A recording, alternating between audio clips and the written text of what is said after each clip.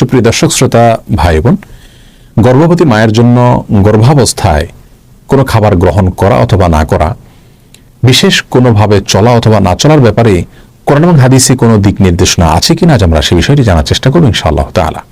প্রিয় দর্শক, আমাদের সমাজে গর্ভবতী মায়েদের জন্য বিশেষ কিছু খাবারকে, বিশেষ কিছু চাল চলনকে নিষিদ্ধ এবং ক্ষতিকর মনে করা হয়ে থাকে। তার মধ্যে থেকে সবচেয়ে প্রসিদ্ধ হলো চন্দ্রগ্রহণ অথবা সূর্যগ্রহণের সময় গর্ভবতী মায়েরা যেন কোন অবস্থাতেই বাসা বাড়ি থেকে, ঘর থেকে বের না হন।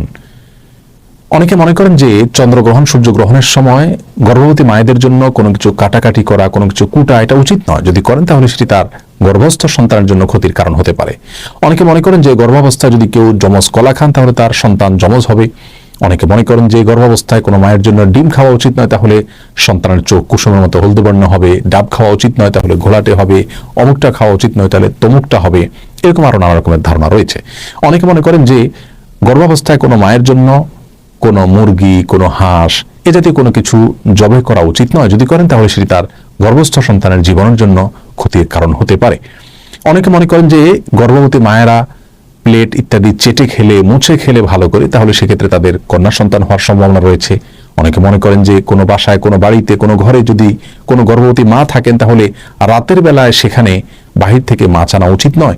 যদি আনতে হয় তাহলে আগুন ইত্যাদিতে ছেঁক দিয়ে প্রবেশ করাতে হয়। আর এরকম নানা রকমের ধারণা আমাদের সমাজে প্রচলিত আছে। প্রিয় দর্শক, এই ধারণাগুলো সম্পূর্ণরূপে ভ্রান্ত, ভুল এবং কুসংস্কারচ্ছন্ন বিশ্বাস থেকে আমাদের মধ্যে জন্ম নিয়েছে। এর মধ্যে কিছু কিছু ধারণা রয়েছে যেগুলো চরম আপত্তিকর এবং একই সঙ্গে হাস্যকর।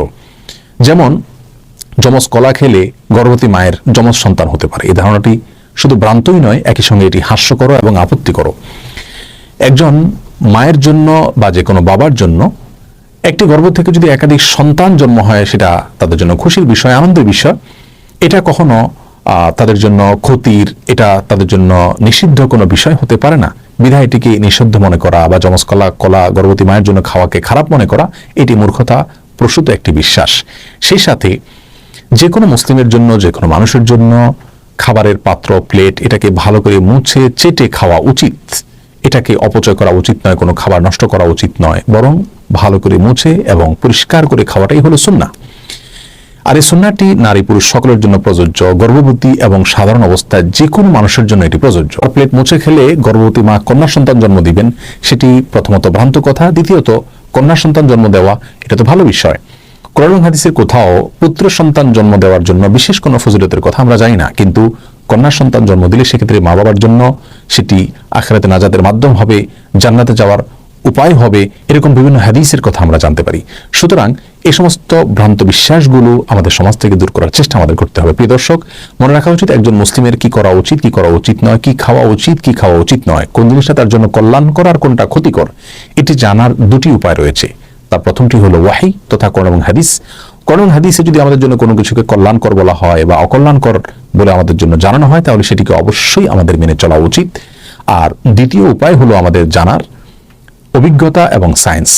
অভিজ্ঞতার মাধ্যমে, বিজ্ঞানের মাধ্যমে যদি আমরা জানতে পারি যে কোনো বস্তুর মাঝে আমাদের জন্য কল্যাণ নিহিত রেখেছেন আল্লাহ তাআলা অথবা অকল্যাণ নিহিত রেখেছেন, তাহলে সেটাকে অবশ্যই আমরা আমল নেব এবং মেনে চলব। যে বিষয়গুলো বলা হলো, এগুলোর মাধ্যমে গর্ভবতী মায়ের অথবা গর্ভস্থ সন্তানের কোনো প্রকার ক্ষতি হতে পারে এরকম কোনো ধারণা কোরআন হাদিস থেকে আমাদেরকে দেওয়া হয়নি। আর অভিজ্ঞতা তথা সায়েন্স থেকে এরকম কোনো ধারণা আমরা পাইনি, যার কারণে এগুলো সম্পূর্ণরূপে কুসংস্কার এবং ভ্রান্ত বিশ্বাস থেকে আমাদের সমাজে জন্ম নিয়েছে। এই ভ্রান্ত বিশ্বাসগুলো আমাদেরকে দূর করার চেষ্টা করতে হবে।